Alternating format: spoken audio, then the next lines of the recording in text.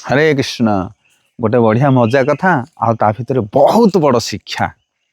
जितेबाला रामचंद्र महाप्रभु रावण को विनाश करी माँ सीता को उद्धार कर अयोध्या को प्रत्यावर्तन कले से समय समस्त कपिथाट माने सुग्रीवंकर सब सैन्य सामंत माने ता सहित लंकार विभीषण सहित असुर सैन्य बल समस्ते आसीथिले।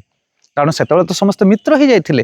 कारण लंकार राजा ही विभीषण एवं सुग्रीव जे किष्किंधार राजा एवं सबु सैन्य बाहिनी माने समस्त सेना माने बसी पुष्पक विमान रे आसी अयोध्या पहुंची गले एवं रामचंद्र महाप्रभु राज तिलक धारण कले राजा ही गले।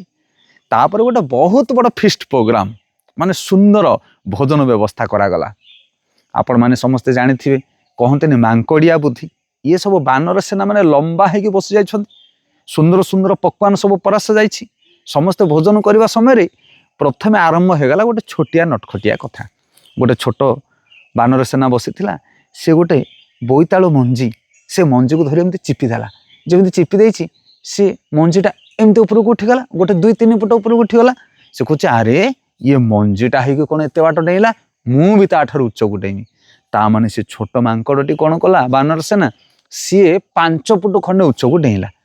ता पड़िशारे जी बसला ता पाखरे से कहला तू कौन 5 फुट डेउचु मु 10 फुट डेमी उपरକୁ। ता पाख कहला तू कौन 10 फुट डेउचु मु 15 फुट डेमी।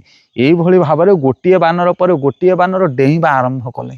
हरिबोल एणे महाप्रसाद गोविंदे डका होची प्रसाद मंत्र बोला होची आ एमन सब डेइबा आरंभ कले। समस्त उपरକୁ चाहिले ये कौन कुपीबाଳ भलिया लीला लागिला। गोटे गोटे बंदर एभली भाव में डेइले गोटे गोटे बानर सेना से माने 2 दिन पर तलू खसिले।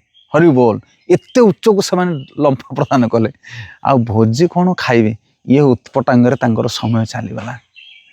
कथाटा टिके हास्यात्मक हो पारे किंतु आ भितर शिक्षा होची या आमर ग्रुप भितरे आमर परिवेश भितरे आमर कम्युनिटी भितरे जदि छोटिया लोकटिए छोटिया भूल करुची ताकू देखि आमे बड़ भूल करबानी। आमे बड़ लोकटिए से भूल को आमे सुधारिबा पई चेष्टा करबा।